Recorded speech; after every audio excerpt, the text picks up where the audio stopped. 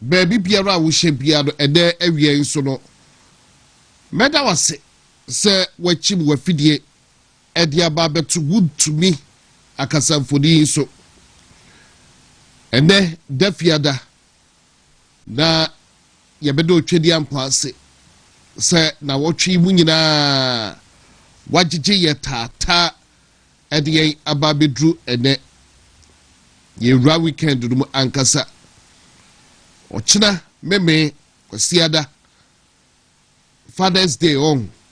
Yes, Father's Day. A day for the fathers.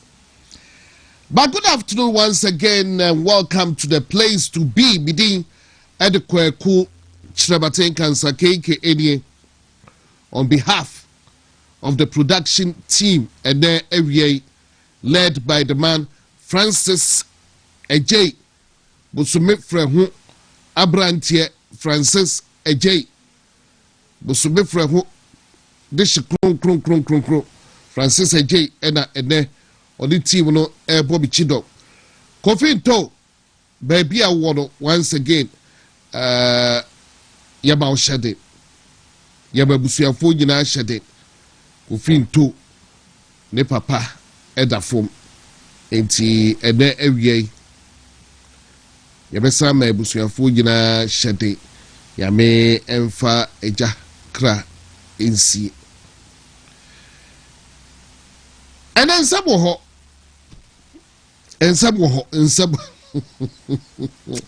ya na edu ba bia na odi bia yesre ensabo ho sawa wulim se ensab ewo ho enti etena se ya do bi bisa na ode fa hinini obi a hihye odo ne topics dada me kasa fa topics egu form sisi a me pa chowo a wo hwebe didie ma minim senka wo so wo bi kapa enke ye kase ya na chese komfort do do kra de na ke adai na wo activate phone line si na yensu ye nkyere wadwe ha enke ne wonsem kan pa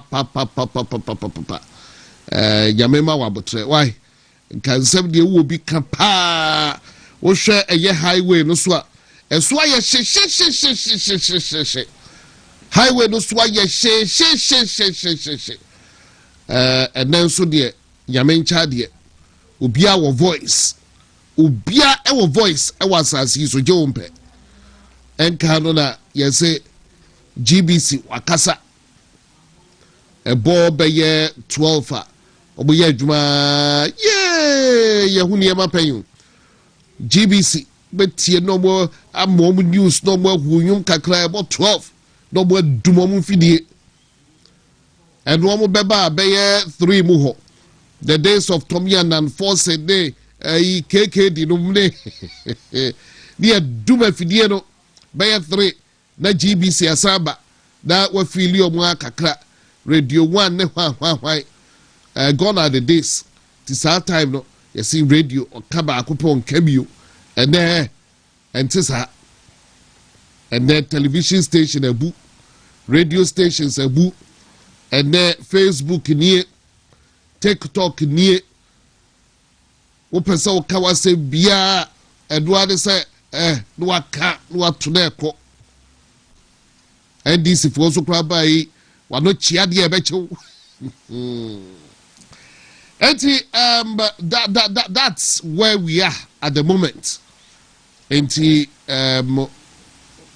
be our opportunity so bekasa. But nonetheless, me was bi say who dey we fidie aba betwa enka wo bi kapa na still so me hu say dodo na kasa dodo na fire ebufuo no ye high ya me ma wa botre ati bibia be fine I don't think I can better I still say better a yen and Kwame so as Nana Kwame MCR on the team I still a boy with cameras who call a year Facebook no dear me pacho sabotiers no omwa sabotage no omwa sanji omwa de no but yame etiase uko YouTuber me pacho you want to be TV live ewo YouTube want to be TV live ewo YouTube want to be adjoining ewo ho na ene ewie Friday when we say Friday the Kyeremanteng di nyina bom na ya sorry na ya ra weekend room enti ene ensam dodo na ba na wotwe mu ene fofra eyi ni tini nyina no ye bekeka bu na ya toato adwene o messages ubetube dia fa eye want to be TV live ubetube post comments ewo ho but ene said ye ensam no etie no without necessarily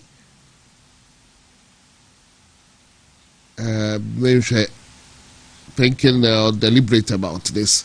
But anyway, we went to be the Wajoin for 0244 510595 0244 510595 because ene Kwaku mame one topic pa obesa beka ho asema nka topic be na do be mame because Kwaku wo de ene mame one topic per se de da wakoma so asebem ema wani age se ema wubu afu a enka one topic per se topic be pa ena ka be per se ye beka ho asem topic be ena wo e trend a ka be per se ye beka ho asem awie ewa ha number no e 0244 510595 0244 510595 wafu anasa wani aje sure but quickly yan concept no so dem penifo etnase wo dwumadie so Daniel D Taiko a member of the NPP communications team right here in the Ashanti region and there wo dwumadie so nti Daniel D Taiko enche wo betene ne wafidie so sanso na Kwaku Chumesi and so a member of the NPP communications team. Kwaku Chumesi is also on this program this afternoon. It's Mr. Robert Fidiano and Nasaya. Men calling 10 da yentume in rat time. Dumana yan cancer no and then every said ye etiana a fata. And then every and somebody be a pier that say be remono. Still yet ye said dina tamaklu. Sadina tamaklo be pacho wa hiyo yegusu aye hwehwe no yegusu hwehwe sadina tamaklo dabi kopem se yebehu ganda ni ganda di anase ye dihye aye friend sadina tamaklo enya ade aye kwakodawu because sadina tamaklo ye jeli no anase oye convict 10 years and ye dia mano sadina tamaklo 10 years so every 2021 Sadinam Tamaklo 10 years the diamano ojina court do so de hodo do kwa kwhwe de ho yare aba na waba bedu obayibu ha hwe case we ni say didi agro edi say ye didi agro waba bedu obayibu ha US of A for as ye denaba Ghana for penifo government spokesperson Felix Kwaku Fosu as onim baby a Sadinam Tamaklo prison bay na Sadina Tamaklo ewoma me pacho osu odim prison wo ebia na wonim Sadina Tamaklo bibia ba besneko NDC tiakoya no so na John Mahama eye president no ye Maslock CEO na sika odi ye no jai sika be titi sika be 90 million eye sika ketro enei wakotna brochire wadwane and Godfrey Damenom yes obo she process na se ye jeli no de omra na on better prison because on che obia and can this for omo the assemble ete and obugina Ken Oforiata so Ken Oforiata so no yemfa no court bia mu ma ye mu adofo enso Ken Oforiata be ka say Dominic Ayidi we drama no ne so ohwehwe Ken Oforiata enso sadi nam tamaklo aba bedru Ghana ba yaya ne ntiyese wakwa hye fie and the air condition papa be air bono make us say crowd be say ono said the now there where the apple we ya or request for apple so di be a check abomo money be a di air bomb from a papa be ye bisa a ye government officials said the dan tabaklo when ya Felix Kwaku Fosu onim and so no akroya na me say adwado be ka kire say police for any prison officials ensa aka sedinam tamaklo yebisa prison for nso a PRO be say a friend Latif but say PRO Latif say onim baabi a sedinam tamaklo ewo afei na okohwehwe say de e no de update no ebebre ya enti enra the kind and then subeka a different set of rules for the NDC and a different set of rules or laws for the ordinary Ghanaian. Where is Sadinan Tamaklu? Yegusu ebisa ehia yepa ene yebedi nkomo abidwafo mpanifo atenase yebedi nkomo na mema mpanifo yi obo cha bebeye 3-4 minutes be okay na be yen kai because edu baby a president Mahama say was short memory say to be kai Ghana for say NDC for ene omo eye machino a edu baby say ye huni omo eye ye mo bi ansati agenda mayen ene media no omo na ansati agenda ye mo bi ansati agenda mayen entiane mayi kakra bi cases no doso na ma refresh wo memory and they said na tabaklo waba enye woma so she di fie na odi fufuo edi apene enti be shase NDC eba ye omo betina koya no so January 7th omo eba ya January 28 2025 and Dr. Stephen Opuni Accra High Court the case ewo ho na eye Dr. Stephen Opuni no jina court omo trial and we say 27 counts. The charges ni bina yede defrauding by false pretenses, willfully causing financial loss to the state, money laundering, and a corruption by public officer. So why the board ebinunu? Ache so jina court a dinasem.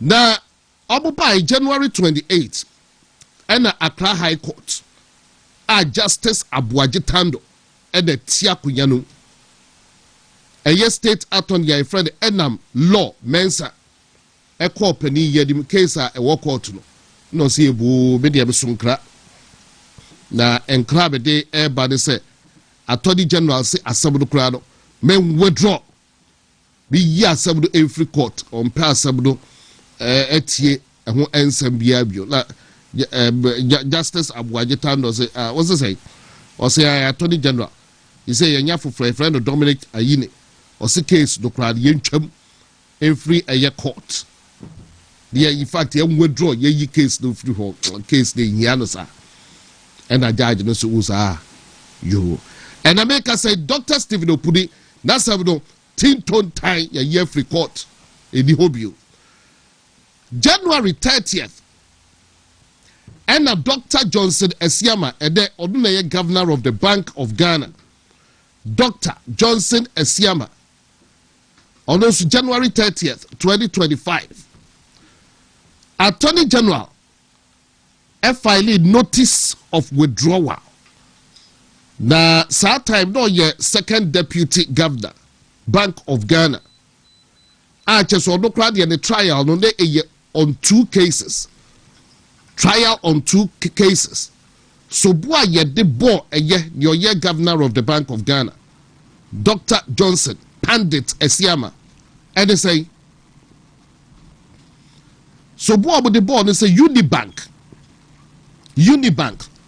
or Kahubi nensa ewum and ye gu Unibank and or governor of the Bank of Ghana nensa womun ye gu Unibank nensa obwaye eme ye gu UT Bank enti de course so a Unibank and yanti edin Unibank bio yanti UT Bank for a year Prince but the didn't Prince Kofi Amwabe Dr. Johnson Esiama no ye second deputy governor Bank of Ghana no wamwa the juma answered into the bank eguye and also January 30th na and Attorney General court say oyi case no every court na case no the engine who view charges no na a fraudulent breach of trust, money laundering conspiracy to commit crime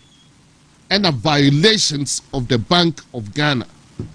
Attorney General case with the Ninja fraudulent breach of trust, money laundering, conspiracy at the Bank of Ghana. Boss no, none of charges here. Conspiracy to commit crime and violations of the Bank of Ghana. No, a second deputy, and then President Mahama or the Nababet Nakunyano so. And the Ghana Sikajina Ashadensa say or no, and a onshasu and famine. And Tiane, ye chiwun to me abuoswa, oh Kebia. Na what was what? Na wouldn't to me. Don't chase it as so or Koji loan. Exim Bank would the Momu Aji loan. Ah, dan say Miss Odike. Na no kati is what 10 million in the loan. Oh, dear, so crowd, Jumano, one district, one factory. Yeah, who one district, one factory, or baby, and no kati. Ain't he? And some, yeah, refresh it with memory. Before back one, I'm you being count on member and penny for and change. And Dr. Johnson, a Siama Ediano, then your uncle, Nani Pa Bayer, and 9B Ekano, including Prince Kofia Muabe, Raymond Amanfu, Catherine Johnson, Omonomina UT Bank, Omonane Shelso. And now Dr. Kwabna Dufour, who saw that Unibank, Ayadia. It's Dr. Johnson, a Siamu Diano. Now it involved a Dr. Kwabna Dufour and a Kwabna Dufour Jr. Almost all charges are the bomb, a money laundering. And then actually, Attorney General, Ebeka and said, Dr. Dufour were tria the Sikadu 60%. Say Sikado, say, but triable 60%. You are the Becatcher, ya no. As some of the permanent 60% in the photo of the Aquacotum. Say Sikado Grifa, he said that he didn't baby 60%. Attorney General said Dr. Kwabna Dufour Triano, baby says Sikado, a walk. Dr. KCL Atuforsen and then or your finance minister or then Richard Japan. Dr. KCL Atuforsen almost okay so case no the court na a yesika involve 2.37 million euros. 2.37 million euros. Almost the end of the court to call court because a court of appeal on July 30th. 2024 edi asabno krano wadi awie ama acquitted and discharged sana or the buy and a Godfrey Dami Attorney General as there be wait on tiase and osan call court bi or call court say asabno de on tiase enti obesa hwesa asabno mo beto aso eye Dr. Dominic Ayini Attorney General Ebaya Obaya on a yet Dr. KCL Atuforsen. Omo person obo ye the finance minister ntino. Oko file a notice of abandonment. Ewo court. Say case no krano. Omo yin free court na za case we omo yin foolish case. Yesika 2.37 million euros. 200 ambulances. Sika na Ashe Attorney General say onye interested. And the last one medebe brother yatwaso. Collins Dauda. Dudwa na wo when the mema of 4 yipe echire ye de ne aka bebro. Ebe koso ade akayo. Abai we buy na Collins Dauda case ewo court. Collins Dauda no the case na ye de wo here. Eye Saglemi housing project na Saglemi housing project no na ode Kwaku Ajiman Mensa Alhaji Ziblim Yakubu no chief director works and housing saa time no ena Tete Angelo omuna na ejina court enti o kai say Alhaji Collins Dauda ebribi ababe stake on the minister works and housing aban ba yes na day na tata omo cases nyina so between January and February the year February 7th and a Dr. Dominic Ayini and then we do US or second Furiata Mbragana, and so one who near my way gunechi. And then we drew USA Pekeno Furiata, Keno Furiata court to pay in a wonderful. Or Pekeno Furiata were found playing a quaman on it. And Collins Dowder and 4 others. And also Sika 200 million cedis. Ashe. Collins Dowder by February 7th and call court.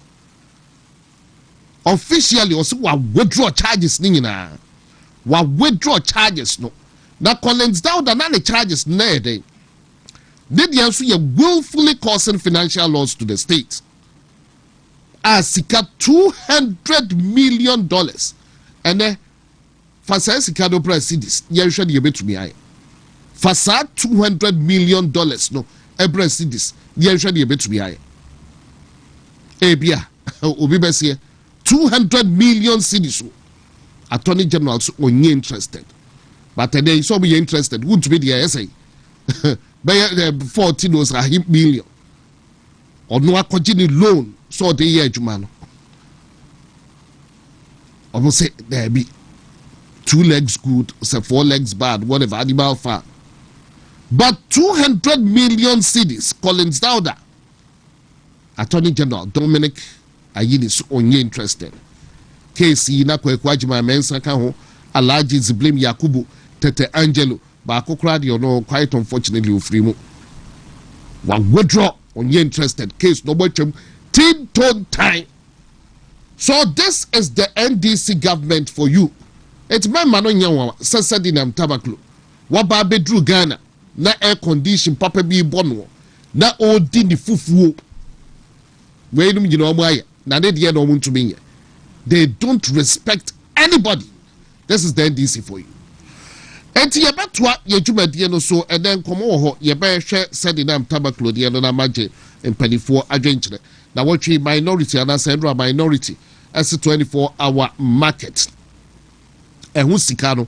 A buy and fan koshe a agenda 111 hospitals no emu 24-hour market Sikano and Robbie press conference a buy and fan koshe a year agenda 111 hospitals no emu 24-hour marketer ye di jury school die egu and the baby drew no your jury school die egu man kola yusuadie because we be air per the contract. It's Yebeka and no. Finally, Krana for me introduce you. Is the NPP at the crossroads? Yes or no? Yes. No. Momuntu tuana muko social media mahu se wudin komo ibi di diatem ibi air fire ibi air trauma jole. AABB Afari Military Hospital. Minority ebeshe echirin MP ena yenua ya papa Kennedy akompre kwa Japan na ye the birthday okoye presentation ena oti bi mane MPP say so edie bododo 8 years na blah blah blah publicly made him say bi no maybe say ntingo ye president and also no nya flag bearer and kasase we ko be kan na but of four dodo na miya calls ke asewe crowd ye manage mayen ka ho asem endo apani pa bi efrem ke ye managers. I get several calls and meno sometimes crowd to keep the party united. Yes, I throw it out, we almost comment it, fine, but we don't want to blow it out of proportion because we don't want to lose focus. But out of the blues, Mate Kennedy accompanied with Japan on net 2 June or July 2027. Minim ni ebesi say bia the base and no better party. Say bia Kennedy Japan say July or say June 2027 no bomb be no betu or better new party ana. Media hold hear me o. No better new party. Ebi say ebi no madwenu no sent ye betwen ma or better the new party or better on tentem. Ye betray ma watutu ye ma gum kakra kasa to make us lose focus. What him say? I'm a journalist myself, but when a dog bites man, news.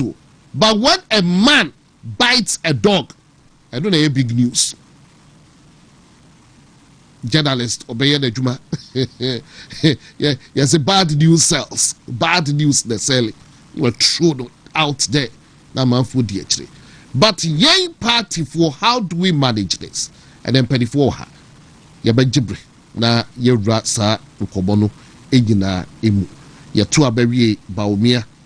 Wa extend yi to a Canadian Japan Brian a champion a duchu de omo ejina. This time around some are asking. Said Dr. Baomian Konina say ada so do nembra penny for her. Ye bedi hu nkomo.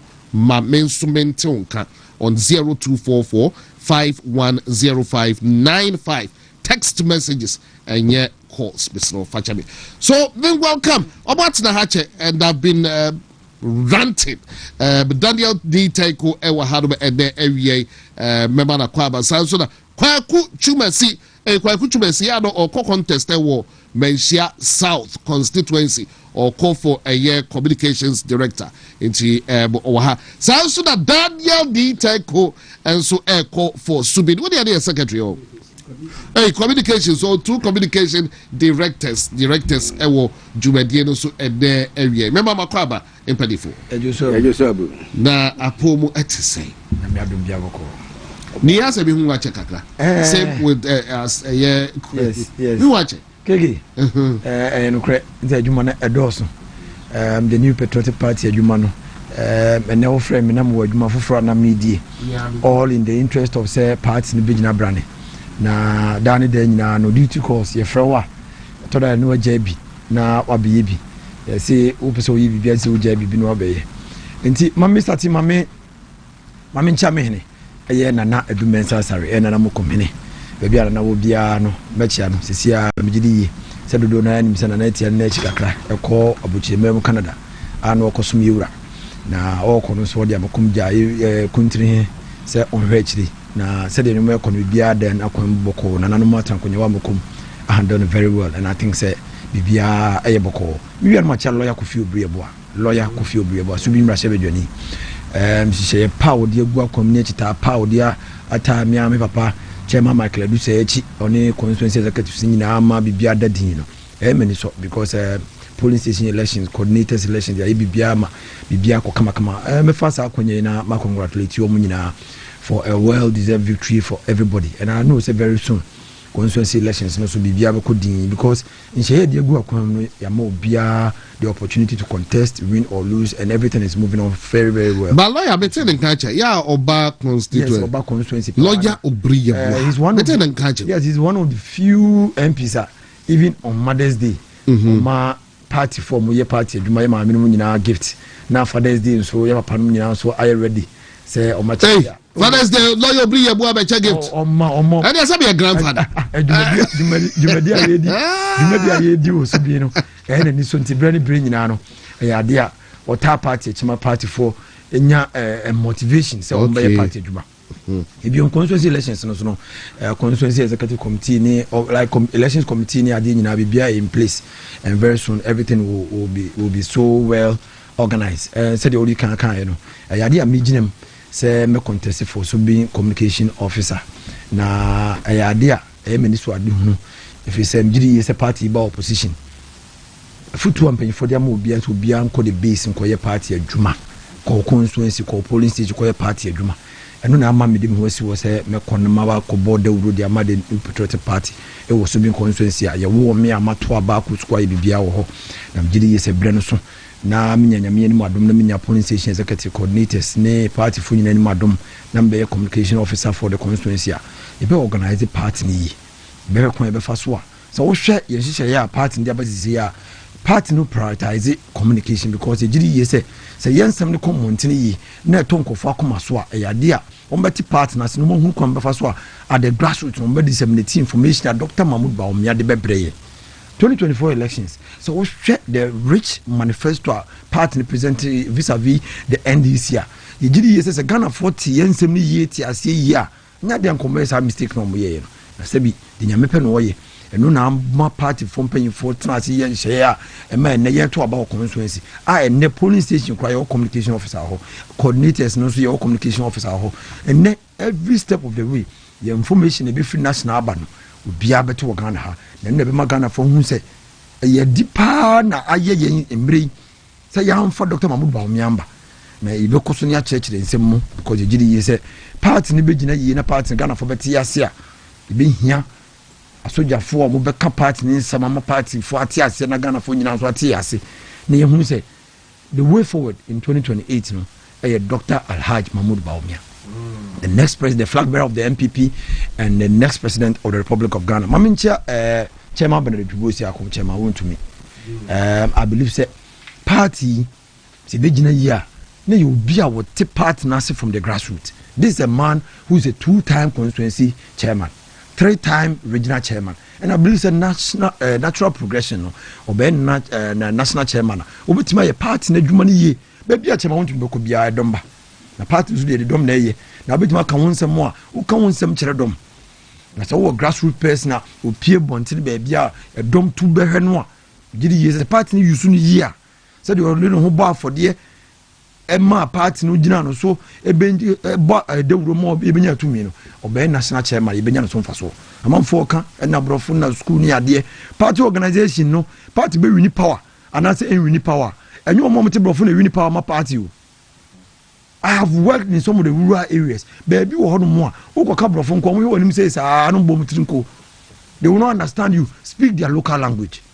Na education so any formal education for education. Somebody who has risen from nobody to be somebody. Sebio one aka papa we can say one who sebio manu sumna so one who scan Jimmy for that. One who be that.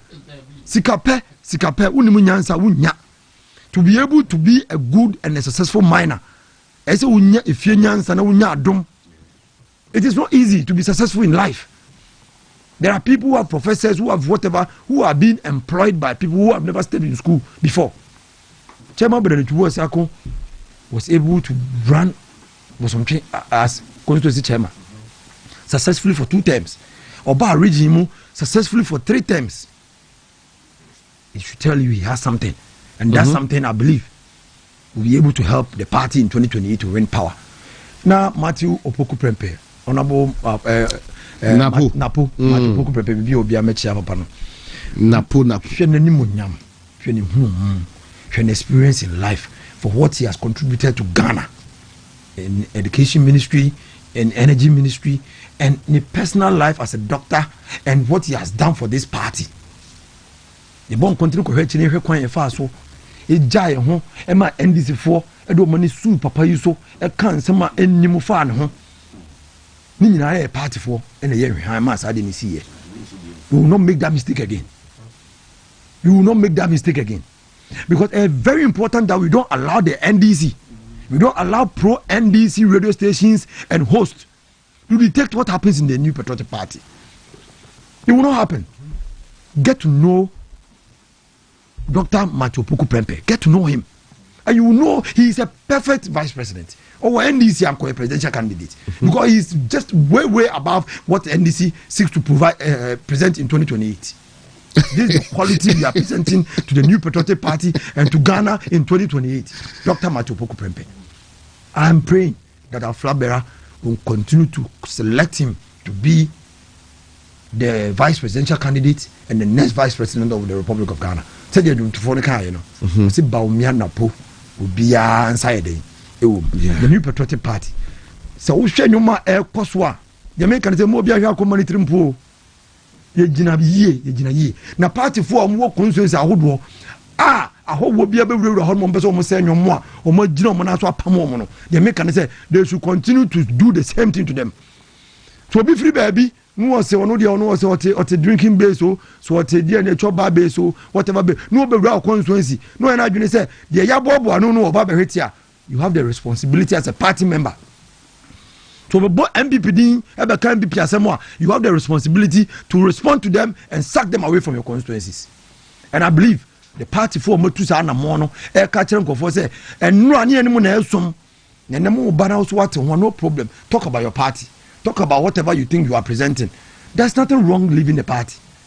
We don't expect everybody to be with us getting to 2028. No, there's nothing wrong. But they're wrong. They say, oh, because we are MPP, ni na betra party, no, this money, and no, they're wrong. There's nothing wrong. If you decide to leave the New Patriotic Party, we don't have a problem.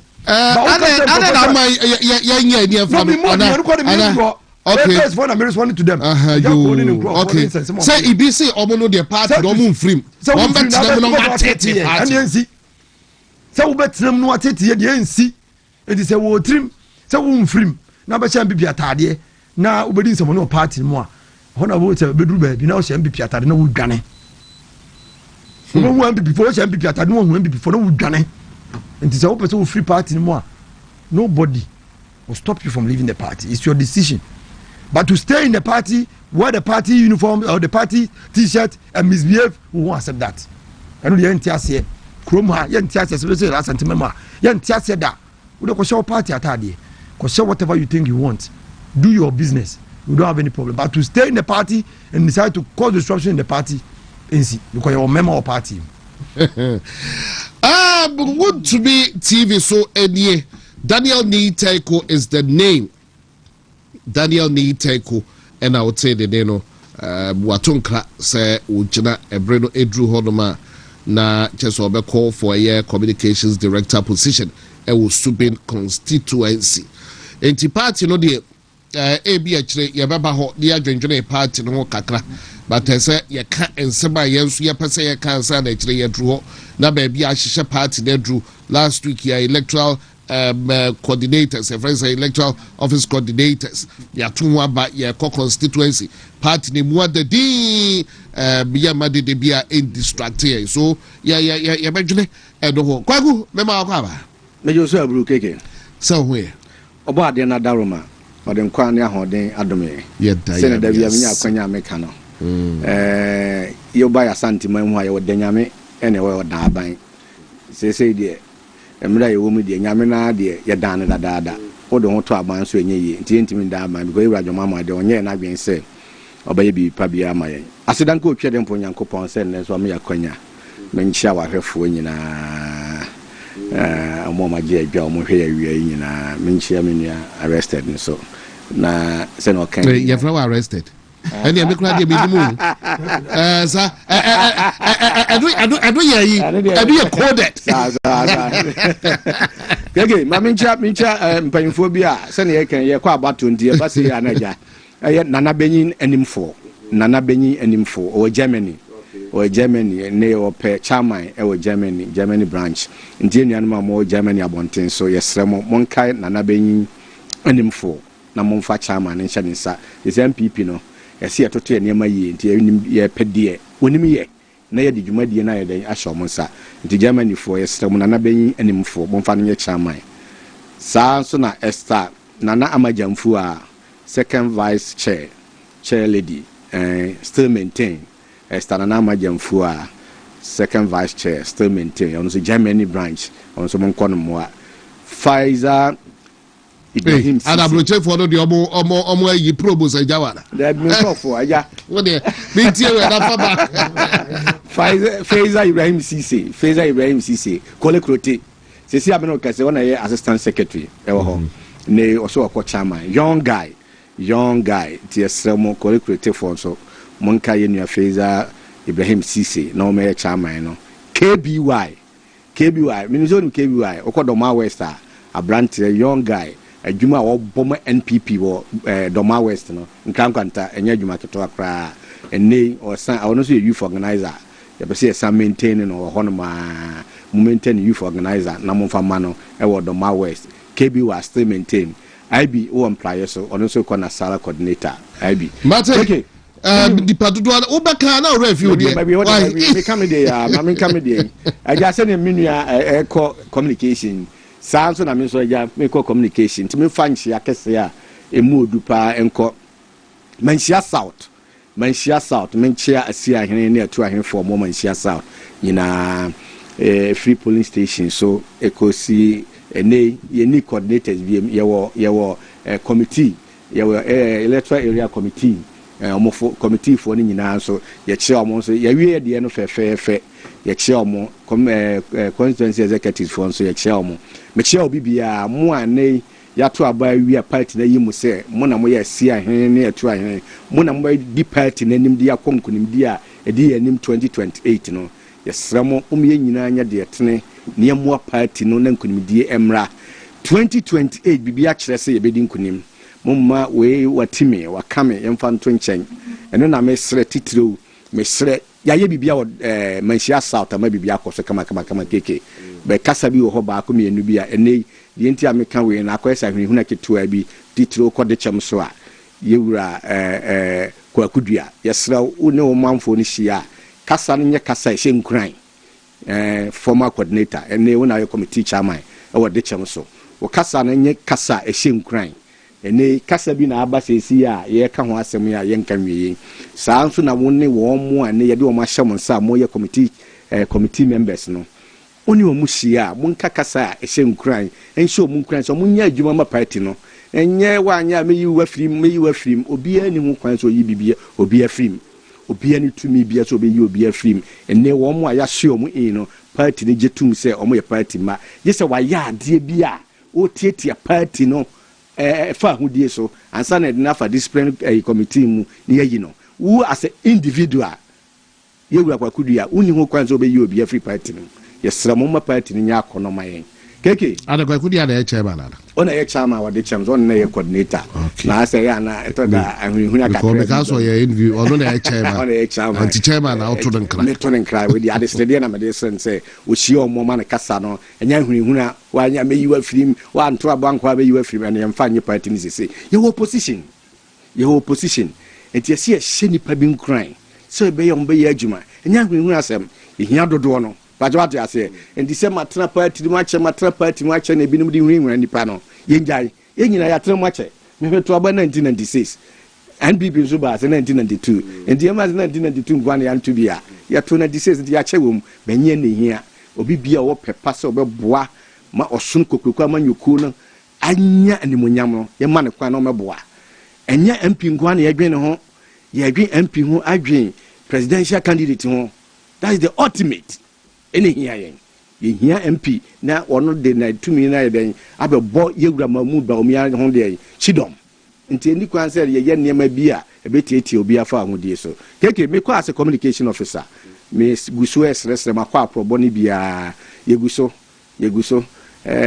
yanka ne ni mze nka ne ma no be bokwa amaye but enye easy because sabi wo so a amufi se eni kwan se omuma ye no binim kwan eme ye bam be nim se enche ne ma be din be guso ye ne delegates ne kasa nim se ombete yase ye ne amohu se ebra ye wo mu se kram won kram amienu a aye bia fo ho no ma ye nko fa nyame be ye enkwa hayo the best be ka kire delegates no ti obuo ne ani die kwan so de be sere omo nkoso na nyina nya adwuma pa na breni duru amakaye e de dwuma die na hyensa amia be communication officer o manhia south na yakoso abo party ni chidom kama mama nche me MP yewura lawyer Nana Ajay Bafo awua yewura lawyer Nana Ajay Bafo awua papa obon ho modern say ne ai arrested boy yewura na podin no yewura dokofo koye ojani munyam yewura na pokoye ojani munyam enne yewura lawyer Nana Ajay Bafo awua so na yeto aso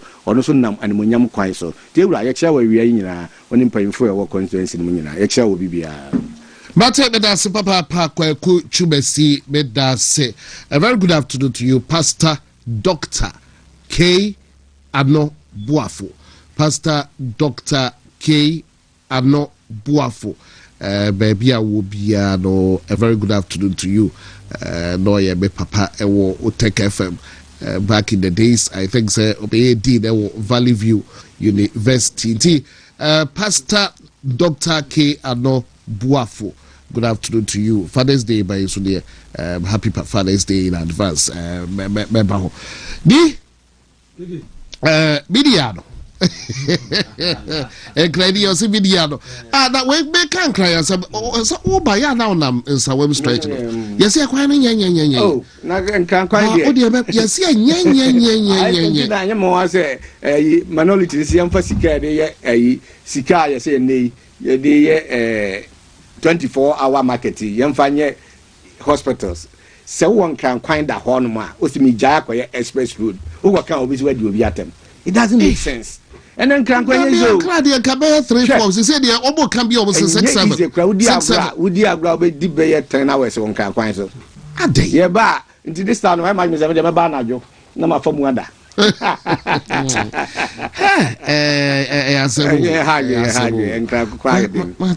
ni yo yankwa the way now person on the beshasi amongst the lot my minister say said nam tamaklodi keke my Ghana ye bisa ne say government spokesperson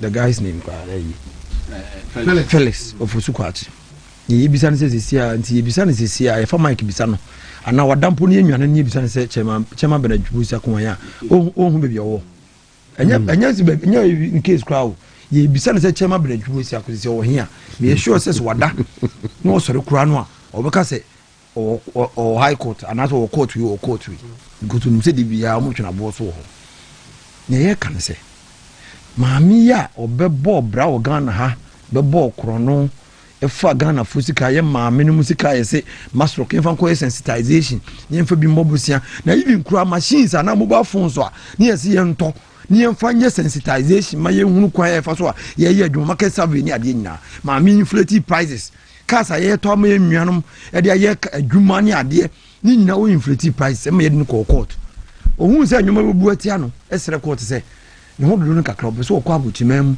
na okohwe ho yade court de adwum pa man kwan so wonko ene ne maami dwane ye hu ni biem ye try case ni wie na court de ball no se enwuma de ball no odifo nti ye onko fiase emfie du ye frɛ maami wo se bebi akwa di ni paade so obeba Ghana abedem de anya adwuma ene de ne yete ye se maami ye tradition abaso ye jara manaba afi ye titi won frɛ mu ansema ye se titi won frɛ mu se maami na nke de na ba agrada star nye de naba ni aba be man be 6 months no akofi ye se nye problem wo de mo fa ne mbra adwonboni bi amafa bi ase mo de ne ba court mo ba ye de mo ba ye bukata afa kwan bi so aba ba retry ne ade nyina no mo de mo ye nkoso afi bi se maami wo he bia so ni be maami wo maami se bi wo ba so no won envelope mu won envelope mu maami ne ba no what plan mu no obesi ha obesi Ghana na extradition process no we de be ma security services enti ye ade a e se aban hunu ba bia maami no wo ebesi ne nam so ye NDC panyini nti ebesi ne ye ni be bi wo ye titi won from say na house arrest na de ende ye mimi ta committee yi ene ye che mi ade mi bi san say house arrest na de be ma mi ana ye chichi media fo yi bi e wo krom ha no mo ye hu be de omkoto ye so we are all equal before the law. Equal before the law. It won't mean a special dispensation for NDC leaders be no more special dispensation for Ghanaians. Mraba akuna ni nyina sha ase. It is say any selective justice no mo de court system no. Ne ye ka chom no say ne omu yere mu nhwe ye. Because emra ni nkaso. O ma nhwe ye bedu ba bi no. E be ye no hu say obaji position under NDC because enwoma ne dane a won hwe de mo ye no ye be ye mu bi. Nyamu ye be ye mu bi. Because entimi mase obi a court of competent jurisdiction in Ghana. E jeli no no dane na Ghana ye di ye tire ye no ba Ghana ha na besi na ye hu bi ho ye kokan ya wo se enye obi a ye jeli no no nim no. This is a high profile case. Ah Ghana fo nyina ani edi a kire se maami bebo dwiri ma woni anu woni sika masrok. E ya ban institution a e bobo siama woni biefo. Ni ye de beto ano obeto ano onwuma wo yeye na nso ani ana court na jeli nya bibi na jeli no court na jeli no na court jeli maami na maami adwane na nyame ado US for the yard amaye say yen for the system no mu no nko twa ne 10 years a afo bedu Ghana ha wa yira ase de nation envelope ye de ne bae ebesi ne yebisa aban panifo nyina say maami na hin wo besi no mso mu hu bebi wo na hwe charges a ye de ball no nti ko mfie edunu a mo se maami ne se kunya more than 10 years charges are the born no ne se kunya more than obi no otimi approve ex gratia for himself and his deputies ne nyunya adwempa magana for woni biefo woni adwempa because sa masrok no e yade a ye de be so woni biefo asene near the side we mount. Now this side dream we near my 10 years. Now I bind the woba or my mu. No, near whom be your wa. As a one. Now you did say, a year there, Kodo, you don't be all. They mean this up of him, I say, Kruma. Obi, ya chu obi more say, no one to do no. Ama, ya man, quite so, own coffee, house arrest. That's a minty be that. Oh, yeah, you don't call hospital. Convent, we are by the way, hospital. Yes, I do back to the cells and prison or because on special. This is somebody who has committed crime and you should not be treated with kid gloves. What bought Ghana chrono, causing financial loss to the state and stealing. Chrono, you to a book chrono. And near the jail, you know. Now, you're treating with a different law and a different system. Meaning, say security services and say, this woman, so Waba Ghana and pass Waba. And you me the taxpayer, me the voter.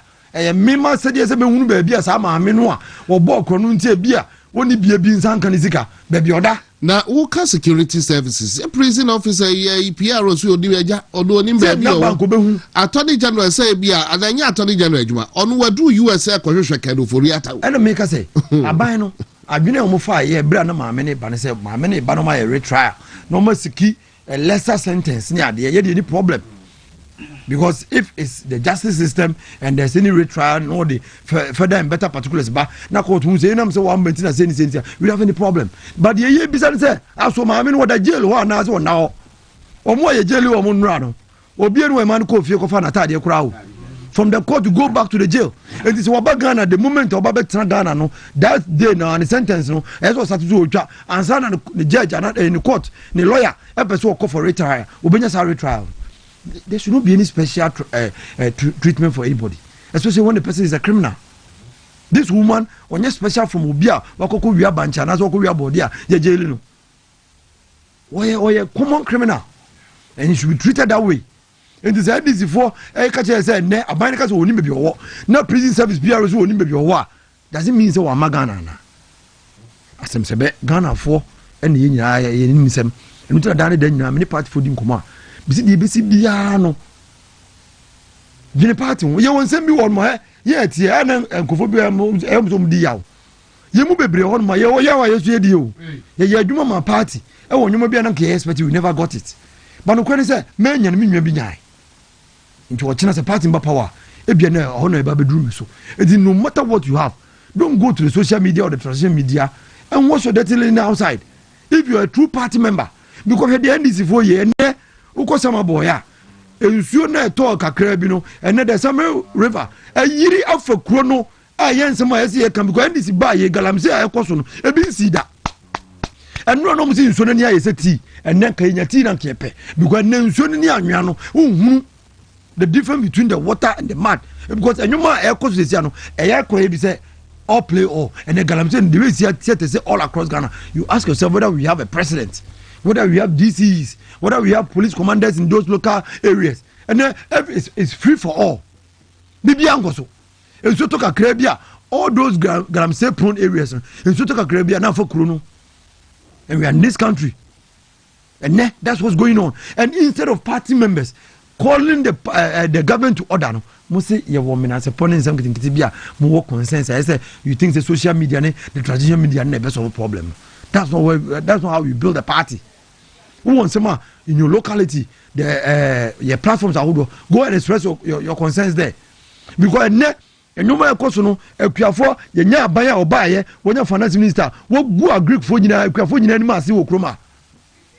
these are things, common concerns that also your party need now the party over catch up by and then you clear for muscle gun from 19 could the whole basin then when and was that common because omuto your mom omudo nothing no by the bar omutin to mobia and the maize farmers are crying, cashew farmers are crying, cocoa farmers are crying, everybody is crying because who don't know money we are, you don't get the price for which you will be open but to input no labor no be from you no one go as a farmer. These are common concerns. Are we a MPP, we a party member? Go out there and tell the government. And Haruna Idrisu, education minister, see a 90,000 deficit for teachers. Teachers who could have known to be no, finance minister. No, he's not the one who's supposed to pay them. And if the teachers are not being paid, why the finance minister is not releasing money? you are to forcing and somehow war yen kruma she bonny or dear go akwamu the fake city stability inflation everything is fake and we know it sika wodi shem said by benya sa fake stability no yenyina yenim and the business are not doing well yenyina yenim sem okroma people even don't have the purchasing power to buy what they want and you need what they want and some ekoso no so your party ni now the party no why you measured in what you say out there because in area you say you pour your heart out there there will not be a party the NDC for ye ntunya binka nti besre say breakdown ye ma me no de say NDC for so mo de buka kwotena fie ko be say ombe jana ye nyina ye wa hanamo ye hwe omanim ba ye besre party for me here some pa titru police station executives coordinators ayeyi omu sesiano there is an agenda to rescue this country from the incompetent John Dramani Mahama and his government. And that agenda, no, none of you should allow anybody to derail your efforts. You didn't see a modern mobile to Oba for the year, I to Abama Mono. Say, you want to we keep our close knit. We make sure that we are together and then we champion the things that national executive brave or former near spreading around. Dr. Alaji Mahmoud Baumia. Nido. But I say, hold on, the best party there because Mebaniaka party matters. No problem. Talk about party. Aye, Mebaniaka matters are rising. Kwaku, men crossover na be till opaque. And then the answer the episode can hold. Me das be send me your chance and say why na chance free. Ye ma me tamaku asensem ya na nyina ye de ya no betum bi na ya ka ho asem. Na keke medi yawo. Medi yawo me mu papa se kamea ye se oman ya yetimu ye wo mra ni bi a esefata NPP for ene wo mra ni bi nso a esefata NDC for keke obibusa se ye ma metamakro ya ye kana asem wone hwan entino for the purpose of education no ye be koye chi kakra ne ma ahwefo ahu maami a ye ka na asem se na be ya obi abehu de ye ka ne ho asem ne hu wo mo hu bone a oye den oye in fact na kure wo mu ni se bone a wodi ye no ye de ne hyase 2019 ne ye hyase se ye di na asem won sem kaye mu no introduction na o kan ho asem abra ye di na asem no na o sre court ne se ne ho dodo no nti court no ma ne kwan na onko amanone na onko sa ne ho yade emra court no gitum se onko na onko sa ne ho yade ampa okoye ye ma me koye ena obi bese bam oje bam a wansi Ghana ha biem eno na ye mra no so a ye dibu oman no e kire se okohwe upefe a friend fair try the heading that's article 19 clause 3 na be kire ode kwan ye fa so edi ye nsem e kire ye se obia ye bebo no sobo se waye boni bia no se ye di ni gira mra na nim ne yebo no sobo abra oho ansa na ebedi obi asem a oni ho nipa ni ho no with the section say nipa no oni ho de a yetimi di asem no di enti na oni ho ya bono ya manate ase se Kwaku twuma asi sei na ye de okogina mra na no ya notify nti notify wo wie na se bibi nti wo ma court no ara ko yetimi gina wodi wa asem any friend say try word the absentia nti nam say constitution ni ma kwanti no ye mpa attorney general went ahead ekodi asem no ema ye di bem e kire say ye maame no waboye kro no in fact man some of the to no so no bebre no ye about 79 counts case in kwa 79 be ye fraudulent causing financial loss and then the media me deb go mu pa no go kan ya na man from be say obeka ye stealing and theft just wa boy kro no na obi bia wa bo man kro no bia so ye criminal me ho na hia me enti ye maami a ye kan asemi enye obi nipa hunu bi kwa o oye oba wato no bo ase abo man kro no awia ye sika enti oye kromfo tetwa mo papa sedinam tamakro oye kromfo papa oba oye kromfo se kra de mani fie mi hu bida se oba edi jumadi ase nsa yenu se o ma de o mo abadaye in fact baby ade ne call na e masloko saa dwumadi a ye kan e ye wura dia wo kofi kofo ena hu se ye hia sika ye de beso ye maase nkakra enti ena ye de saa adwumakuo ne eden e baaye abra ye de baaye nipa bebre na aba ha ba ye adwuma ye mfa ne se ye wura dwoma amade obaaye wo se wo pe obaa ye nim se obaa nso e ma wa abadaye enye saa ne te ana saa na obaa we de oni abadaye o one de wo ye kronfo papa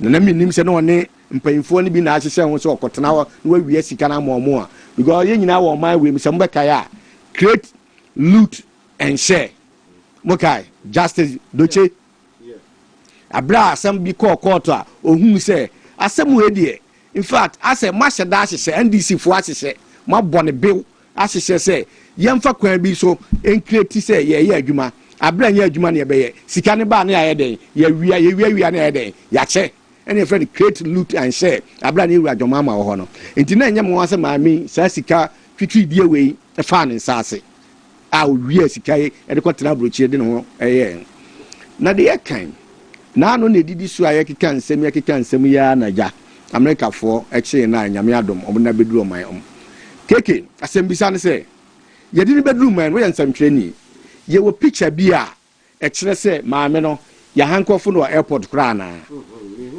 ana se yakosia no airport ana wo ka se ye mba yi bi ye nua ba ya na wo national service airport gifty o ware omunyina obi ye twa mo picture mo obi anwu se ye including ayi po adom watch no nyina airport ye che obi anwu omo na de na nipa omo kra na ye mo omo kwa adubia o aye ya no ene ne ye de keka se bi oma adi oma ne sika na bibi sei enso ye twa omo ye camera si omo so airport maami we di a ye kana asem di ye mra na gie atum so ye kronfo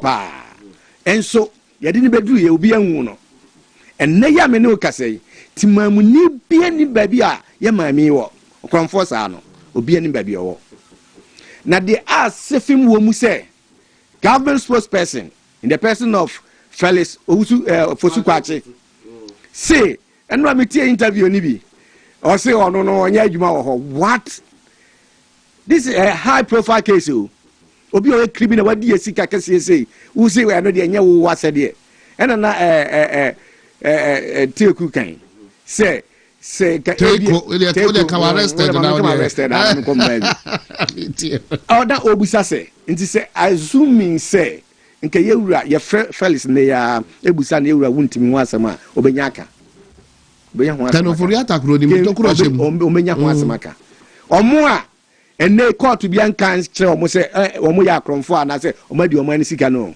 omo ho asem nyina go table so ne mom de wadi omo na wusei wa boye krono se sika nke betim dia ya agenda 111 nyina no obabasia atime wiye se sika we nyina na se ye de na ba usi wuni baby oda na de na asefim kura wom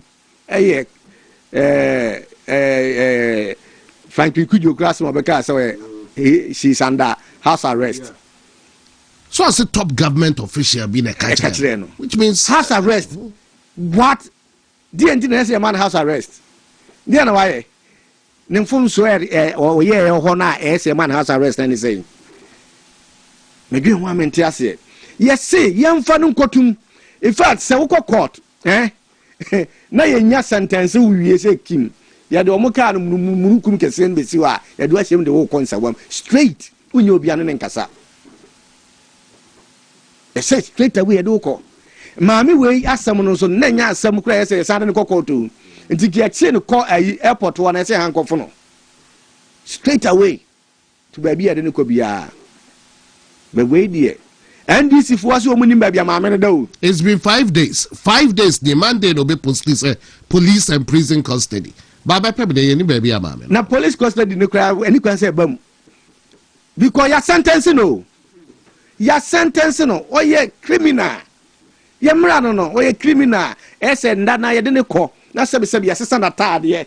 E ma ne sa taade na a prison for ye eche. Ye ma ne bi hye. Na da ga say police custody. Minua e ade a esfim e ya na odwen ho a wonte ase.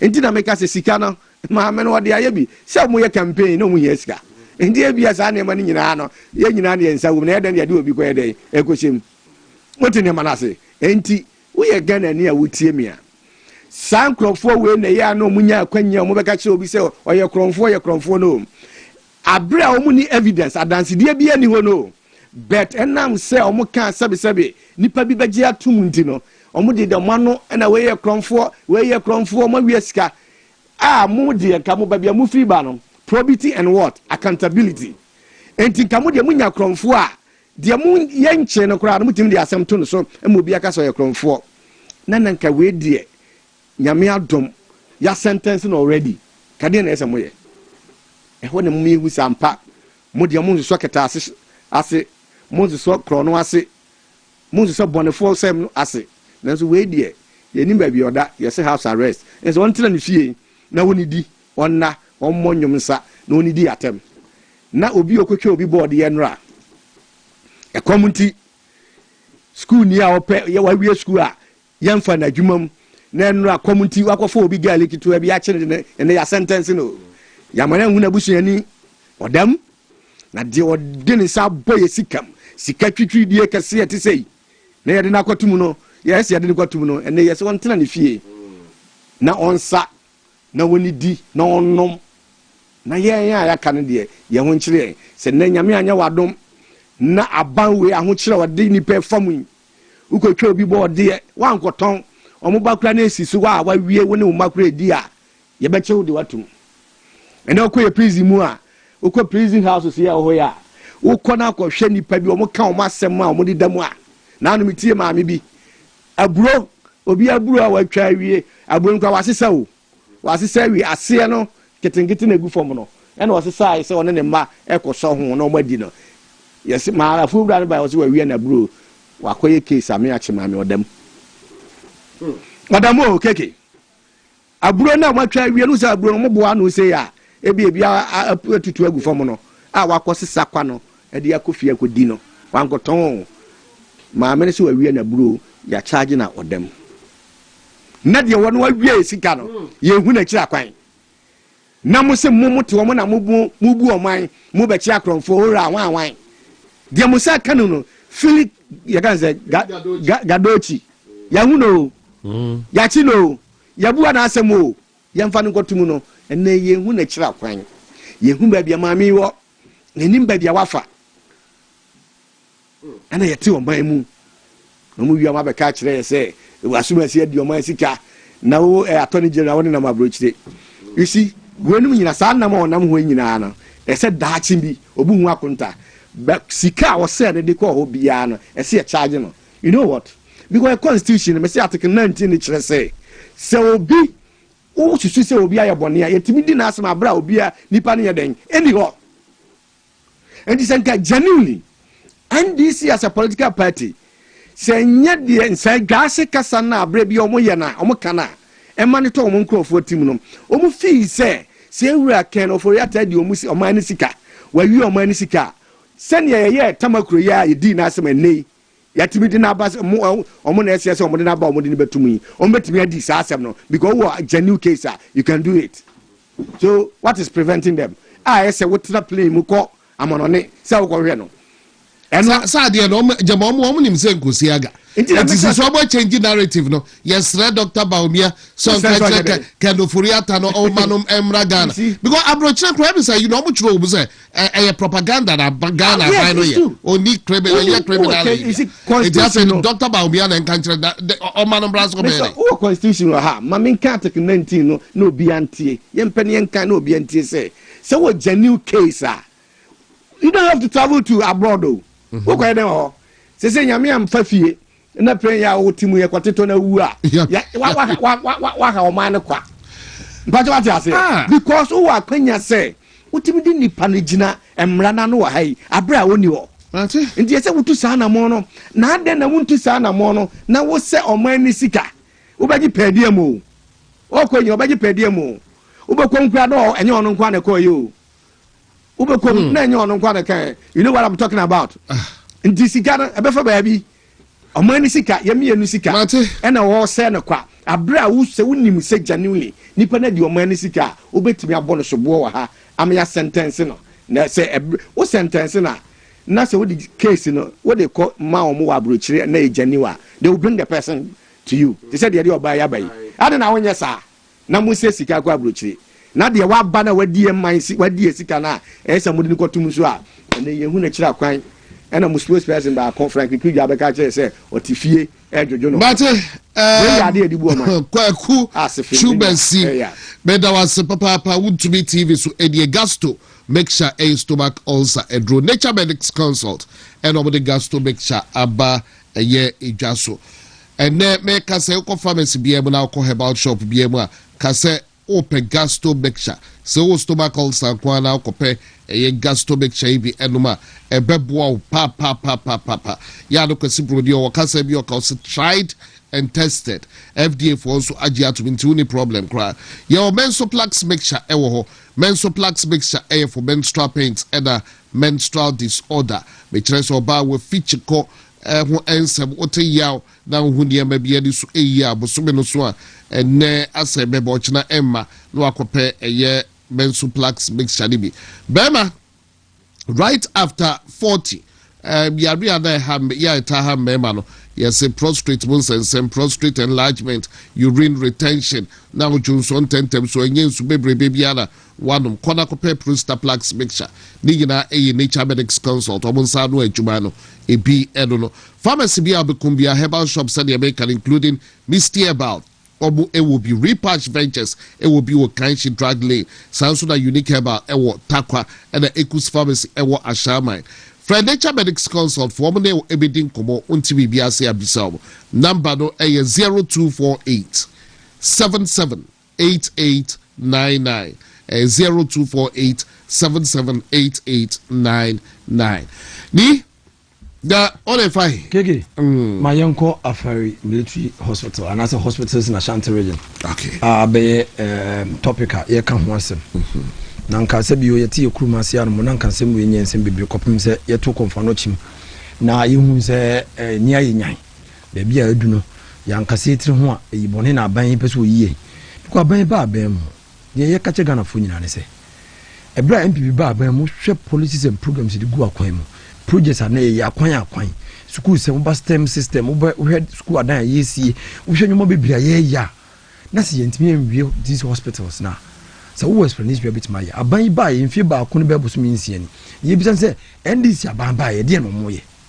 e de project ben any monumental project nya hospital kura no e de project kese ba ko pe e no mo ya ye say aban ni sika bibira kwa ko hye we mu ntino wantima anya hospital these are hospitals are e bra na NDC wo position no na yoro minta kando aye health minister na baso on from gu ye health ministry in free Ghana crown on from the good health ministry no ye didn't buy a former Danny Hall prefect oba embra no mo opposition Danny de nyina no ba sentiment ha afari ene se wiade na ye baabi na ye fi Danny de nyina opebre eba on ne committee no mo ba ye propaganda no mo ko eto mo ba mu nim say one of the important monumental projects in se kombeto aso agenda 111 ye man panyini his excellency John Dramani Mahama o ka che Ghana nyina say yes ati 111 hospital at a go no na enya dia kayesen kay project enya feasible na say ehu hia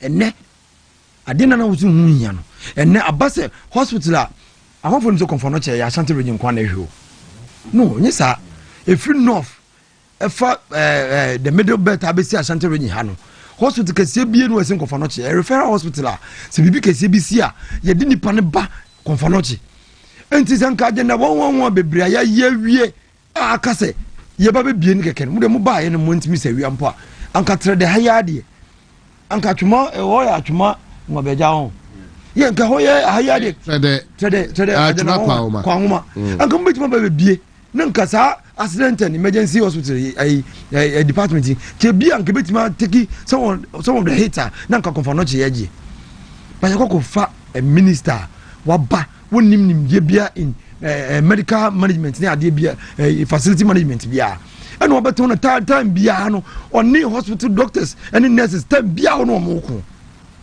this is the same man I brand new opposition was it MPP aban Dr. Mahmoud Baumia and in another drunk Kwaku and so omien for nurses bebree because of the quota system aba na say NDC so we nurse ni na so person wie na wunya adwuma hospitals ahodo na yes ni dia and 24 hours say we campaign e ma NDC for we to ya nnuanom ma na ma omo nursing school e campaign ma NDC ba ban mu ne de na do dan Kwaku for Dr. Mahmoud Baumia and you did say number be one more schools in be far and you're feasible. The numbers are too much, and the allowance you were paying, then you're feasible.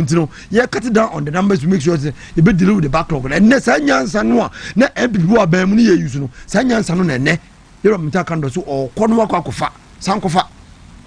And the catcher is a new mom promising opposition. Among for sure, come home Tripuya, no Modia Banyano, a mom. Sanyoman, they are hitting a humble pie. They are going back to what the MPP did. And yes, Ghana for yes, party for say NDC Babemu excuses upon excuses on them. They are not delivering on what they promised. Everything that the MPP did, almost say no. And then you quaffery. In fact, now say NDC wide been published on bet twice for Isua. The entrance will show you. You know me kando. Now we say after a military hospital, what more food and then you bisa. So one month for another one for year, and everything is spoiling, and to the extent that thousands of cement bags you can say ne wura fun wa keke adane bo. Uko so we are now ko the things we have done there. Akaka krebi say aban for na ho ndika krebi mbra no mbie na several the people of Ashanti region. The government is saying so oni sika o de babaye into one ho. Yewura a former defense minister I free more and Yaman Peninsu on for defense minister be abium. O Mane Boama. Was it Nananum? After a year, you answer. And by September of last year, that was a promise from Euro Mane Boama. Was it by September of last year? I said, or more be a after a military hospital, no, I'm a use. Ye besides September, no. Next one in Babium, and this in fact one block crown cohort. So, Euro. Omanebo mom died with that vision, that project. Why not just baby? What is happening?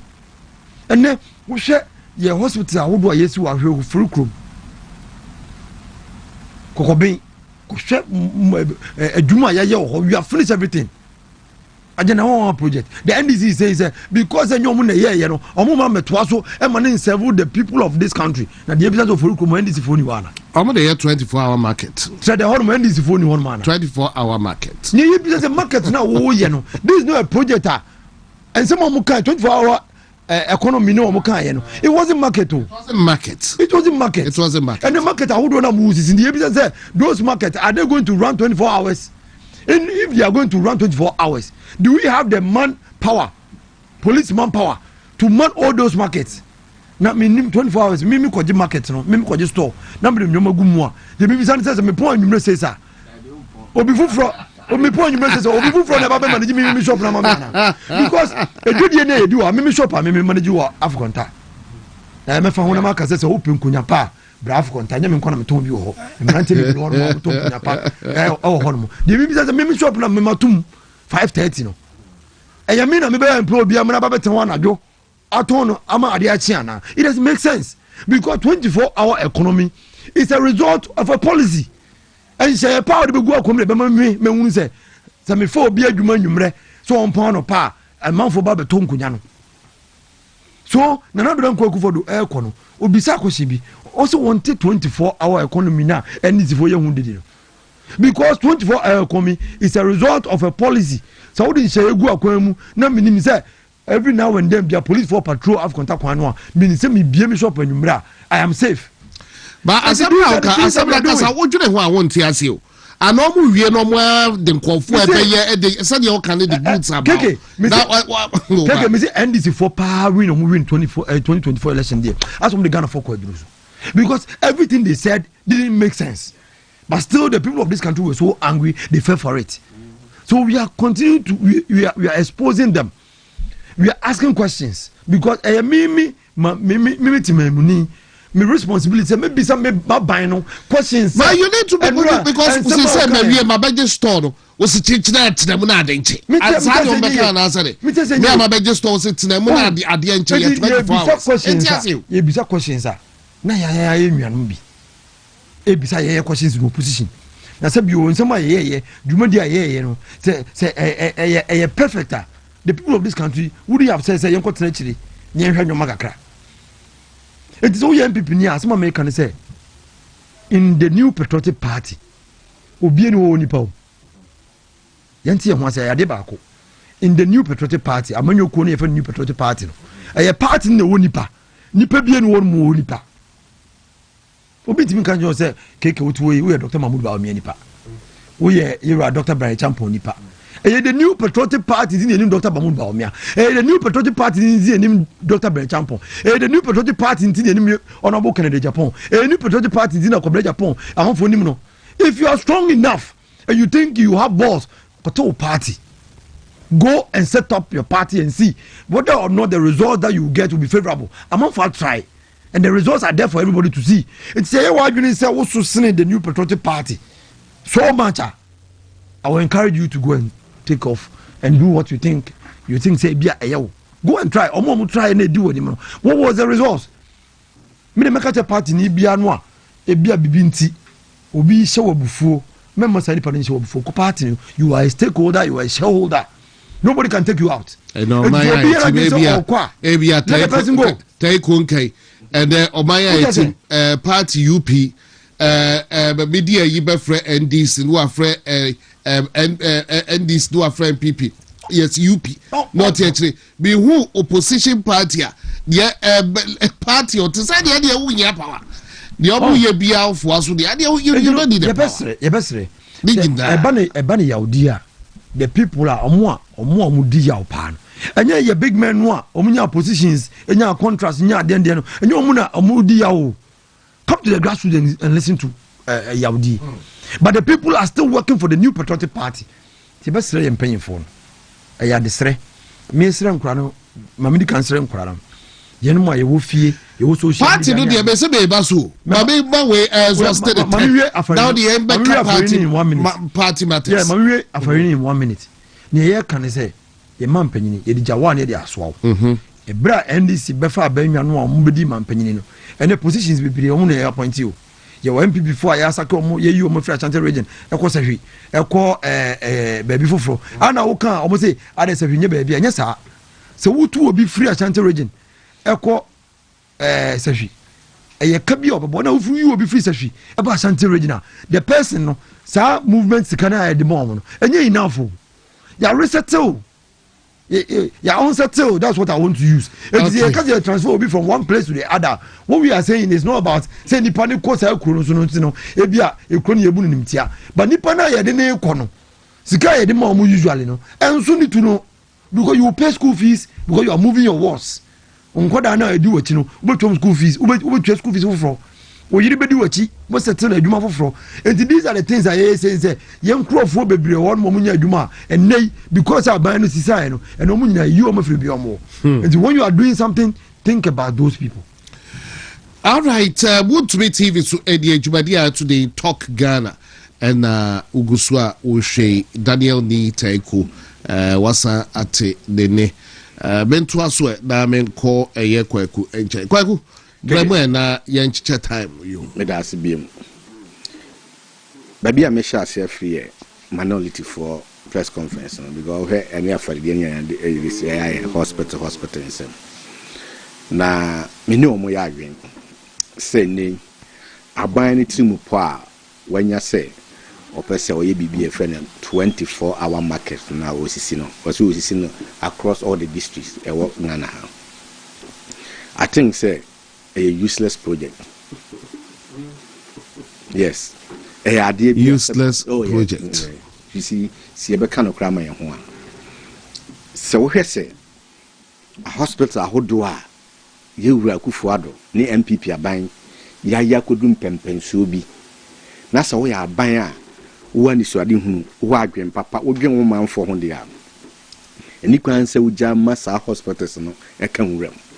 E se wo ye den okohu na kwa ehu adwuma ne santina omukọ bono ho ba bia ohim ba ko ho a abrani abre bia na otabo na oma andisi abaso e ka kire omo se abandada yewura akufuado na odi animu etwa mu no wasi market ni bi wasi market ni bi wa ya aman market ampanso wa wonim kromo obi akodom abo nice market I see any station I see enti 24-hour market na obesi no ehun hia bajwati ase nti behwe na ye niema foforo na obo hospitals a agenda 111 hospitals a ya ye no mpatamu ho ni bia ene aduru bia ye se de yensa ko ho kakra bia ye bewie nti aban na nkyane na na gine nko ho nti ne mini minority fo ya adwen se sa aban we ya aban a ofi se odwen ne manfo ho o what mama ne manfo ho de a then ma on say sika was 24-hour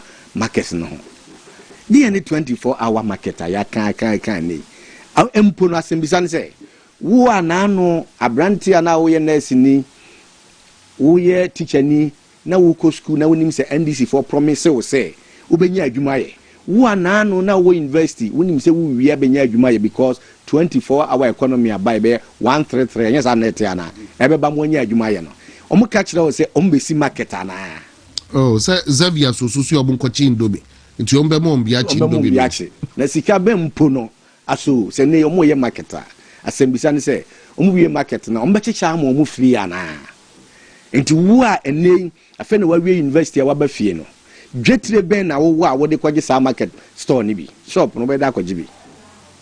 Does it make sense? Nyansam bi anim menua de ye ka kire omo ne say sa 24-hour economy na eho ayi omo de ba kwikiki ni nyina no enye policy bi a esa aban kura na esa wudi akire ya kasa asem we meka mrebine ndc ni bi kan radio so ya kan wi o say one prepare me say 24-hour economy no enye say wo so aban say ma plan 24 no eye demand and what supply say ye adwuma na say demand na ye higher enye wo na beka say me ngoda o enye wo bi na beka kire wo say koda ye ni fi ye wa ashtan bonten so say do festive season bia womo ton nuane no bebre na omo yes in fact 31st bia ni wa Jonathan Sansa omo da krofrum ya go bisa demand na ye high endu koda ye dey endu be ka kire me aban se me be 24-hour economy nenso ye nuane bi gitumu ewie ye kire dey na aba ese ekosi market na labisi ga na no ye dede bebrebe na no mo ko ba no ye dede na wo gi tu mu say young girl bia ye one na dey Formula 1 and also Jubilee House o ya staffer yeah presidential staffer a o gi sika fitri di egu no botom opon oda air condition mu wo obeka kire o say 24 bibi di 24-hour economy ba eninti na obufu ya o so nto aba ma NPP because wunya adwuma ana me wie school am nya adwuma ene we are hospitals in a good hospitals na ye na be fa nipa dodo no a nurse for na tifie laboratory technicians most of them all the hospital are for mo wie nyuma bebre yi omo e wo hospitals no e be hia administrators ye be hia watchman ye be hia we o si da bi mi mfa sika na nko ho na me ko si market Migi nwa menti ase o miti pai me sa. Na no sa de ba de na san ko mu ko bu school dai. E say market no bu bi se. Tindama school minimum pa. Okay. Ayatna wa ne. Oh okay. E wo krom kama. Obi a just school na chen ko fo akoyi. School. And no na atete wo ko wa one of the schools na wa atete ni pa pa. Wa ko bu aguso be si market. Abra ba bia wo si market na no. Ura traffic wa market na hoyi. Wa market kajetia ni na market ni the difference now is we 24-hour market and the idea school the priority of the NDC na say demand ne wo hono ma main market no mo ko dai den said you see demand ne wo ho demand no ada bi eto ade me ko dai den yeti kromu ai asafo Asafo omoda, new prime market, new prime station. Omoda. NDC for more. Well, you see, and make it. It's one market, no bear hodoma. And bear, Miss Ofa, Tindana, and your fire. And the Chrono market, then swamp. It's a swamp for. Shadio Moye. Say a baby, ye see 24-hour market. Intermediate, minimum, young guys and 77 who know Mudino. Hospitals are who do a car, a coup for the chassis. Munko, Oka, mobile Musi market. Musi hospitals. Mobile Musi hospitals. Mammy Fak when you're away. And mobile hospitals are who do a beer. You buy a see. Not warm, why I know my grand, ya almost say a coup for the buyer. When see hospital, we are. Mimbo Kakranchom. You buy a contumra, Obi or Shemi, Bia, Megajos a contumra, you hospital. Bogoso, ye, Elibo, Mpoho, Nsuayim, Wasadunkwao. Voter region club ye for vita, and you see a Tolong, Sola, Bupe, Bamboy, Swami, Ya Swami, Ye, Swami, ha. And this is what one will be catch yourself who had by 1 year hospital. See who? Yes, CB, and many penny mu aguma. Tradia sabronum, ya sabronum, and see, Tradia, ye see, ya see you. Shall see, Swami, ya shall see you. But what I say, and this will be the catcher say over 60. The brain to me was a ding. No, my guys, I say, yeah, see hospital be. Yes, see, a many pay your aguma. Existing ones and so yes, I expand here. We got UGMC. They go what day. You buy face one, not Omunwe. You read your mom say 5th January. I come and Nami new Amana Kono Kubiano. Bernard Doctor for the house, I for him. Yen ye be yes, argument you don't boom. And your son could real phase 2. Yen ye phase 2. Many pa a comb. But what I say, and this end will be a castle na day and me tremble or uchabu do any them. Baby, I know my bypass now. Now, hospital pie, go, Adanya, you like your mamma. Mana say, as film, me who be a no my simtas to say you at a mesca, so whom a the Great Ashanti project. No, I see the task, the BMC doing my simtas, me friends and me again and me. I won't quite say, a dear neighbor, Maya to a ba, ama a baby. Na ubeba ya jawa japa dear come say, was a minute.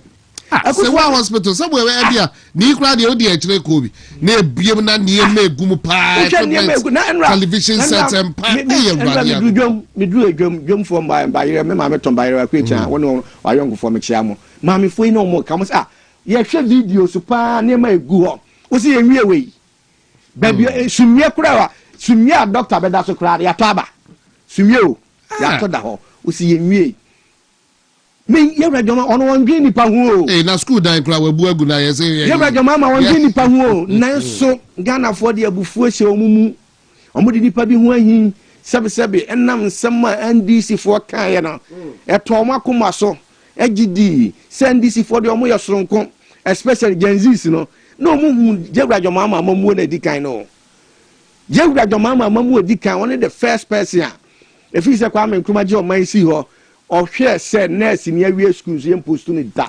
A bini rajoma. Say teacher near your school, young post to da. A bini rajomama. You rajomama and a teacher for child dear, and fear polypolymy and some sort of triamoka, and fear a bosomy and son. You rajomama. Na Gen Z is no count on Tiasia. So, and then your money said, Nipa Bakubi, ya pejano, and DC for the umbomo boy, also, what count more be a mumu. What is that soon as in Kwan and Yabi or Hontino, who say, and this is for Bob into Gen Z could actually. Busa who say, South near my Yabu Bossing, Nipa do one and young one and Fasoa. And young chance a bepe Nipa Baku Pebi. And Tabby out to Cromwell, Nipa Solia, or who will be no man fans, near money schedule a tam. Say into fees and this is for Nipa. Because any panel already when people do acquire money scar, why you say tam. Nabi America could choose me, Ufi say, and this MPP Mwanipa. Minye ya yeno in such a way saying in Kakra, Minya Bibenya MPP Humfaso. And then, Anna, Minister Abekanche said, teacher for Nkwa, teacher for over 90,000. Nanso, you read your mama Sika or their money in Aso for 7,000. Nancy's water, First year, Akufuado first year. Near fa 37 90,000 teachers. Yeah, we have 8 years, and we have 90,000 teachers, both teaching staff and non-teaching staffs. But yes, say, I could for Adwanyashi, into young Pamano, and nobody dinner, Kwakashia Kwabi to it, and baby, or can some any more their papa. Hospitals are who do with the Tiny Medimanusin. The attitude one from Mamma say, more the hospitals and ma MB before the Momo, MB before contractors. In the DNG Nayaba, Musimu Yeskaria complete, I am Famamo, Namunko Munyes come from MPP. In the same way, na contractors na Yeska Party, and Yanka Asolingu, and Yadi Ombeyeda, in the end say, and I'm a hospital. Kwaku, better say, Papa, Kwaku, you see, better say. Enche ye sorry dwumadie no so ne de no sia kase bono atoa wo na menhwe me time aka se betumi a che time no e bia 5 minutes bia na no ye wrap up with efie asem na efutua ye ni iteko e de betu party fo ene ye efutua Kwaku Twumasi e de beba na afi de ejanom ya sorry Every Father's Day mood will be na entity mention Abia manage 5 minutes be about they as a see mean noise be a yaba party but today and I'll be catching a penny for party no a party for Nkansah. Kiki, my wish Ohibana next year do very well because him says it's a campaign on the movie. Yeah, Ohibana next year do second vice chairman. Akuman will be just south. Yeah, and why is south? The whole is south. Yeah, or yeah, Jumadin. That's why who the videos go to the yeah. Oceana Papa, Chairman. Ohibana next year go to bad why second vice chairman. Now incoming Nasara officer for Ashanti region Razak Abubakar. Baby Razak wono mechiano. Na mincha miami Mr. Ochri or German North. Friend Mr. Ochri or Oyebuni assemblyman or he is here ye dinkomi. Kaka me catch a party for and say Nansin didi kakrebia ebeba wo interview bi ni nyoma bebira ya koso de meka ne say ye no ya nkoda ye wo ase hade ye nya abotre. Mama yem pentem nyusu wes bia ehun hye da hia emfa atake panyini bia empanyifo e wo party mu omunim de na omunim anamo a party ni betu na aboama party ni mu adwo wo mse nyina yedi yaw e wo nsem bia yatete wo montene ne nyoma bi yebesere yenya abotre saa to na yetu nkoda yifu yebekoso na yasere yempanyifo se nsem bi wo hon mo a se yekoka no mo koka no montene a jaya yemhihie. Because the future of this party is we the youth. The future of the party is us. And so if you make a mistake and make certain pronouncements, a future and na mudi a diagro. And when you do that, now you are so you ni ntimi ankasa nchire nwan mo. One we are na nsem bi edum meka no. Na amade di na ibibiri wo party. Ti dey srede be ma party for. Ebiom so you first say party pen for say it should be say ba. Omunye ntam ye hunu the direction of the party. Say the be am rant ni mi nkom montene. Yanko kasama n'intrashi na yehu how we handle issues na meda Dr. Champon so ase wo Nkansah sem ne nsem a o express I think so when this whole thing started o kan sem bi eto makoma so pa o say calling for unity is not a sign of weakness. The fact that me say brani ye nyina yen kambom no enkere sem yehufo you for the sake of Ghana. Say Ghana ebedi ye ochina. Say the yawa NDC for the year from winning. You better rescue Ghana from the incompetence the NDC is exhibiting. That is why we are all calling for unity.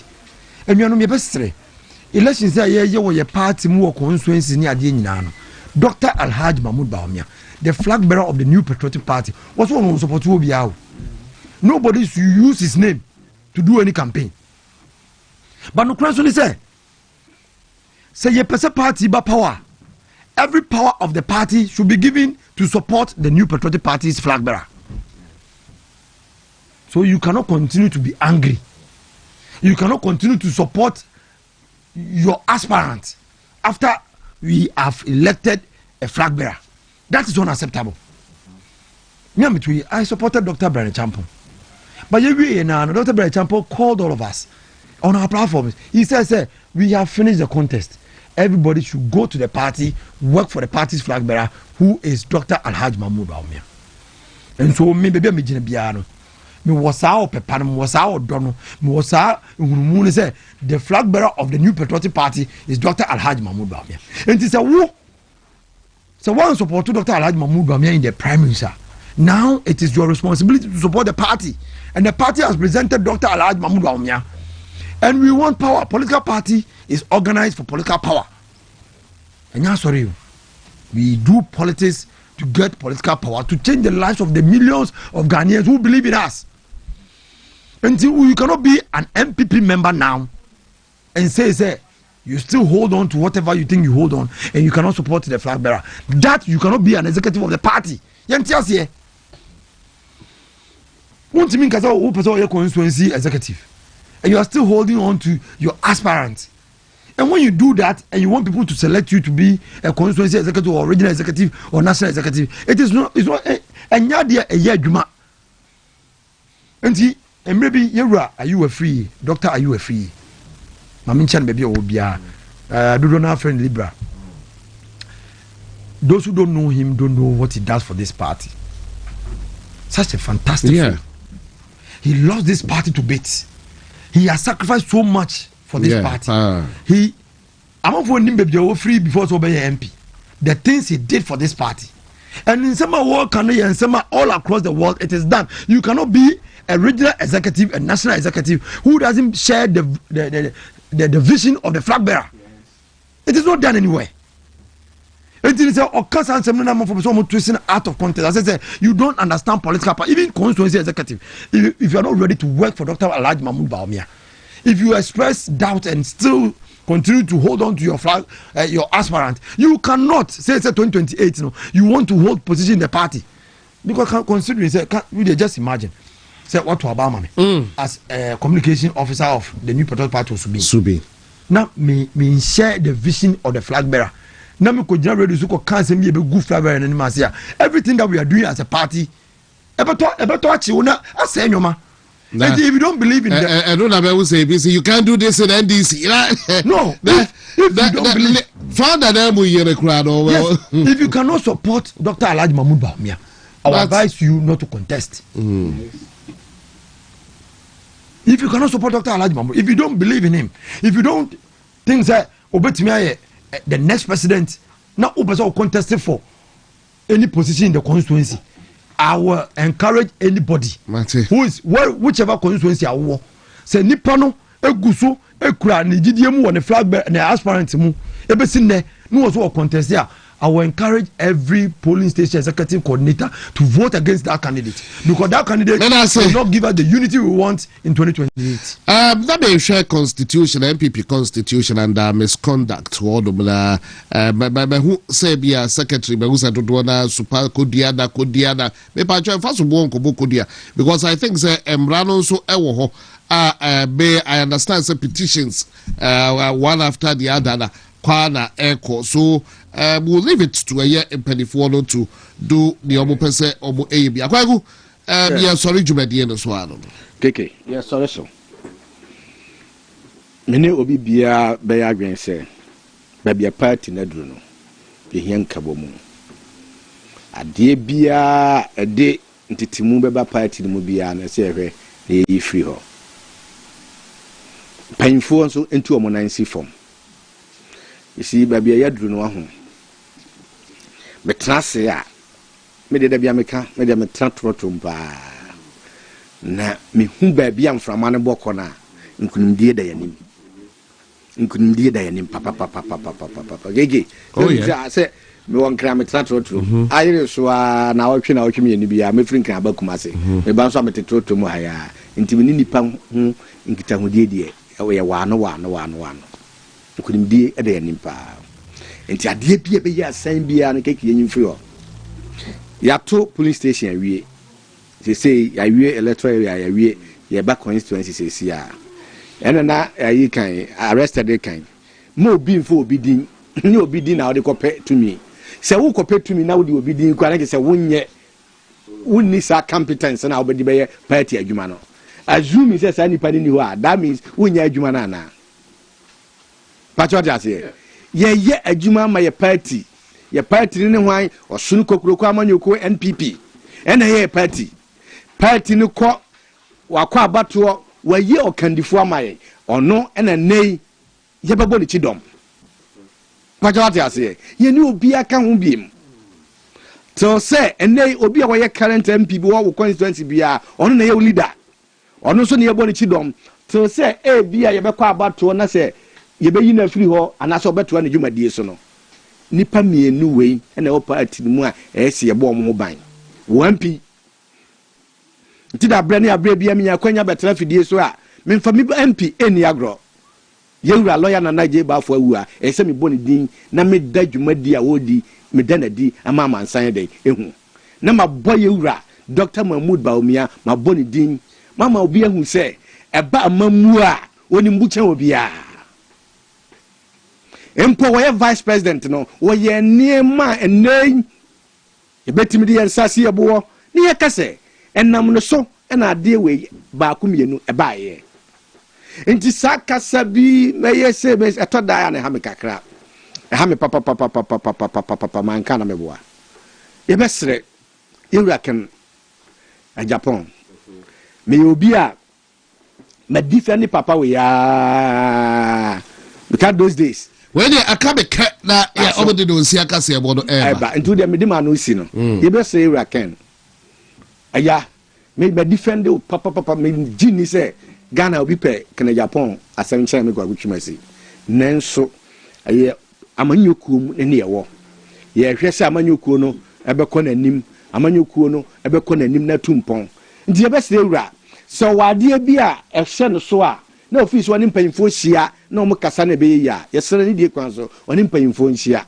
ne yɛn kasa yɛn anim ti sɛ ɔse a ampa obi akasa atia o wachi tafo nso kasa tie ewura Mahmoud Baumia ɛnyɛ saa ne te ana yeah nti obi amfa ne deɛ nkyɛ but wo deɛ no continue hold on to it it means say as a more party no pachate ase sɛ mpɛdiasa nipa na wo ne call contest no sɛ de mumienu gyina hɔ a wo nkoa ne nipa wo ka asɛm ti a wo contender yewura Baumia nka bia nkyerɛw na wo de kɔ hyɛ achitafo ne sɛ ɔmo nsɛm ɔmo keka ne ntino ama wo di yawa ɛne nka obi abesu June July yes 2027 Japan say ani die kwan so obuo ne ani die kwan so ye nka bomu na mmom de meka ne sɛ me sɛ de hwan sɛ be sɛ akora ntu sikanifo akora ntu panyifo be we de me ka kyerɛ wura kana Japan me pɛ na asɛm me nka santia ne da na mmom ɔka asɛm bi wɔ sɛ obi busa no wɔ sɛ me de me free party nim na nso metrem atete no